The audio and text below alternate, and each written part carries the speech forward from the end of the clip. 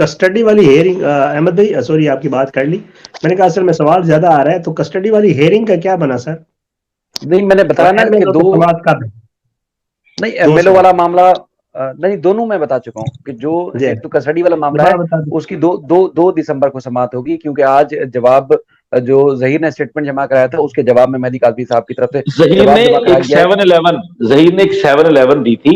7-11 उसने दी थी कि इनकी दरखास्त खारिज कर दी जाए, जो मुकदमा मुद्दई मुकदमा मेहदी कासमी की तरफ से फाइल किया गया है वो खारिज कर दिया जाए। ऑर्डर 7 रूल 11 के तहत एक दरखास्त दी जाती है सीपीसी ज़ाब्ता दीवानी के तहत, जिसमें पूरे मुकदमे को सुनने से पहले ही उसके अंदर आप कुछ ऑब्जेक्शंस रेज करते हैं, कुछ ग्राउंड्स बताते हैं, और उसकी बुनियाद पर पूरे मुकदमे को एविडेंस में जाने से पहले ही, उसके अंदर फर्दर मामलात में जाने से पहले ही खारिज करवाया जा सकता है। वो थी 7-11। उस 7-11 का जवाब जमा करवाया गया है मेहदी अली काज़मी के बिहाफ पर, और जाहिर है जब उन्होंने जवाब दिया तो दूसरी साइड ने पढ़ना है उसको, तो इसलिए 21 से 2 दिसंबर की डेट है। मेरे ख्याल बहुत लंबी डेट नहीं है, कुछ लोगों को लंबी डेट लगती है, देखें इससे छोटी डेट सिविल कोर्ट में, फैमिली कोर्ट में बड़ी मुश्किल होती है, शायद भाई भी क्योंकि बड़ा मुश्किल है। आप दोनों समझते हैं कि यार इतना मतलब वर्कलोड इतना ज्यादा है हमारे जजेस के पास कि मुश्किल होता है, इसलिए उसमें टाइम लगेगा, इतना टाइम तो होता है। और एमएलओ का भी शायद भाई जो लोग पूछ रहे थे कि एमएलओ वाला मामला जो है ना वो हाई कोर्ट से तो डिसाइड हो चुका हुआ है। हाई कोर्ट ने उसको मॉडिफाई कर दिया था नीचे वाले ऑर्डर को भी। जो साइको एनालिसिस है, जो बच्ची के माहिर नफ्सियात के मुआयने वाली रिपोर्ट है, वो अब पेश होनी है ट्रायल कोर्ट के अंदर, और मोस्ट लाइकली वो 29 को पेश हो जाएगी, या 29 से पहले शायद जमा करवा दी जाए, क्योंकि 15 दिन का कहा था, तो 15 दिन से बाद जो भी तारीख आती है उसमें जमा करवानी होती है। तो वो, और मेरा जहां तक मुझे पता चला है वो रेडी भी है, वो रिपोर्ट कंप्लीट हो चुकी है, तो वो 29 को जमा हो जाएगी, वो ऑलमोस्ट कंप्लीट है। थोड़ा सा अहमद भी थोड़ा सा आप बताइएगा, मैं उस दिन आपने अपना व्लॉग भी किया था, शायद भी मुझे बता रहे थे, क्योंकि जाहिर बात है हम डिस्कस वही चीजें करते होते हैं जो आ जाती हैं रिकॉर्ड के ऊपर, उसके अलावा बात करना जरा अच्छा नहीं होता। तो क्या सर रिपोर्टें अच्छी हैं इसका मतलब?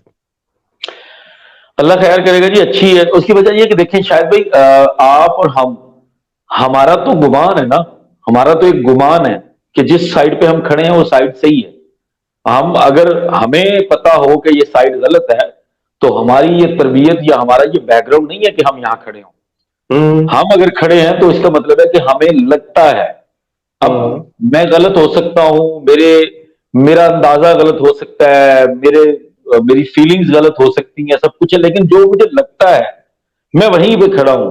अगर मैं इस हक में बात कर रहा हूं, और माजरत से, क्योंकि जो हालात बने हुए हैं उसमें बार बार कई लोग मुझे पूछते भी हैं कि आपका अब फिरकों वाला मसला है तो क्या करें, बताना पड़ता है कि भाई सुन्नी होकर मैं इस केस को फॉलो कर रहा हूँ, मेरा इनके साथ कोई ताल्लुक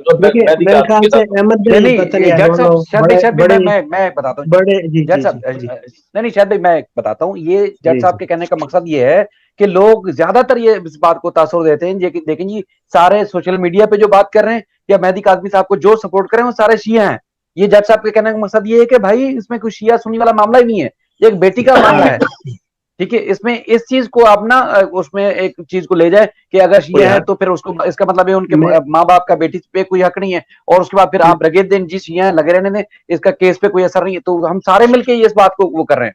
डॉक्टर साहब सुनिए, मैं सुनिए, उसने भी बड़ी उस पर डिटेल बात की थी कि यार ये जो प्रोफेशन होता है ना उसमें, क्योंकि सीधी सी बात है ये बड़ी सती और बड़ी फजूल बात होती है जो ये लोग कर रहे हैं ना, क्योंकि इनके पास कोई और बात नहीं है करने को, इनके पास हमें जवाब देने की कोई चीज नहीं है, इनके पास कोई और चीज बयान करने की नहीं है, फिर इनके पास इल्जामात या किसी को खुदा न खास्ता मसल की मजहबी तौर पे कुछ कहने के अलावा कुछ नहीं रह जाता, और वो बड़े खुलेआम और बहुत गलत तरीके से इसको प्रमोट कर रहे हैं। अब भी कहते हैं, अब भी करते हैं, ठीक है, लेकिन अल्लाह का शुक्र है आपको पता है कि जो लोग प्रोफेशनल्स होते हैं, क्योंकि मैं हमेशा ये कहता हूं कि इनमें से कोई बंदा भी प्रोफेशनल नहीं है।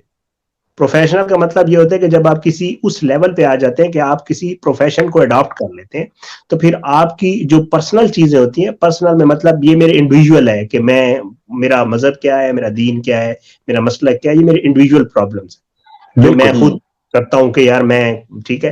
जब आप प्रोफेशनल बन जाते हैं तो फिर आप उन चीजों से ऊपर चले जाते हैं और आप फिर हर चीज को अपने प्रोफेशनल अंदाज से बिल्कुल सर, सब इक्वल हैं, बिल्कुल। आपने कोई चीज रिपोर्ट करनी होती है, जैसे हमने रिपोर्ट करनी होता है या अहमद भाई वगैरह को केस लड़ना होता है, तो ये देख के थोड़ी केस लड़ते हैं कि यार ये बंदा पता नहीं कौन से मसलक से है, कौन से मजहब से है। इन्होंने प्रोफेशनल है, इनके पास कोई क्लाइंट भी आ जाता है, हो सकता है कल को इनके पास कोई हिंदू आ जाए, कोई हिंदू भाई आ जाए, कोई क्रिश्चियन भाई आ जाए, कोई भी आ जाए, ठीक है, तो किसी का भी केस लड़ना, ये तो प्रोफेशनलिज्म होता ही यही है।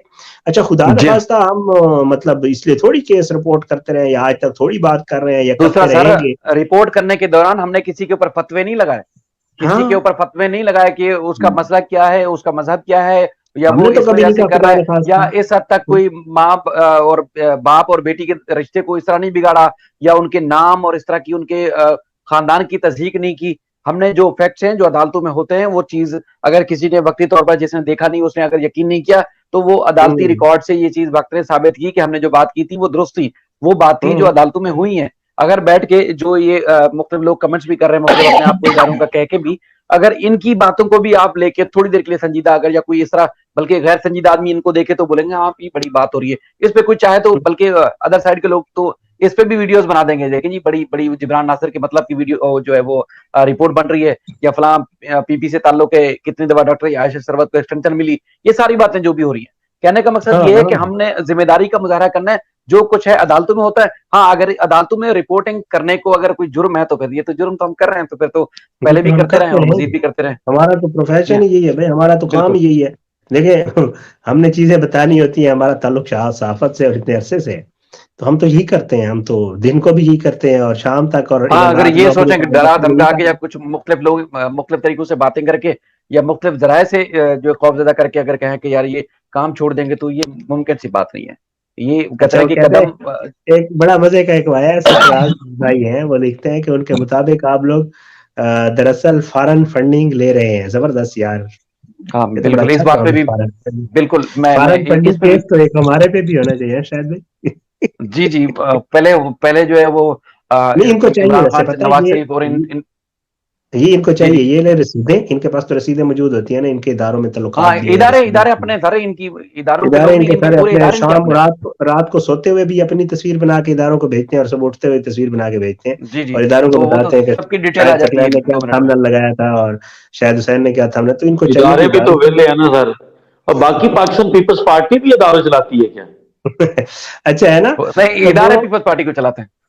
ये तो बात सुनी थी हमने, लेकिन इधर तो बताया जा रहा है कि पाकिस्तान पीपल्स पार्टी वालों के साथ है। अच्छा, वैसे जी उनको बताऊं मैं कि मैं अपनी यूनिवर्सिटी का चेयरमैन रह चुका हूँ पीपल्स पार्टी। अच्छा, पाकिस्तान पीपल्स स्टूडेंट फेडरेशन जो है उसके बिहार पर मैं बहाउद्दीन ज़किया यूनिवर्सिटी का चेयरमैन रहा हूँ, पूरी यूनिवर्सिटी का। इसकी 22 को लाहौर में हेयरिंग है, क्या लगता है जाफरी साहब आएंगे? है कोई हेयरिंग सर? कल हेयरिंग है सर, जो बच्ची की तरफ से केस दायर किया गया था उसकी कल हेयरिंग है। अच्छा, तो कल आप जाएंगे? आप जाएंगे सर? हाँ जाएंगे ना यार, फ्यूल है गाड़ी में। नहीं मतलब जाफरी साहब को आप सामना कर पाएंगे? नहीं, सामना तो मुश्किल है क्योंकि वो आएंगे नहीं मेरे सामने। अच्छा अच्छा अच्छा अच्छा। नहीं वो पता है उनकी कोशिश होती है, वो सुबह सवेरे बहुत अर्ली आते हैं दरवाजा अदालत का खुलाने, लेकिन आप क्योंकि थोड़े लेट हो जाते हैं 5 मिनट, तो वो वापस चले जाते हैं। फिर जब दरवाजा बंद करना होता है पहुंचते हैं तो आप उस वक्त निकल चुके होते हैं। तो आप थोड़ा जल्दी आइएगा या लेट आइएगा तो कुछ ऐसे हो सकता है सर।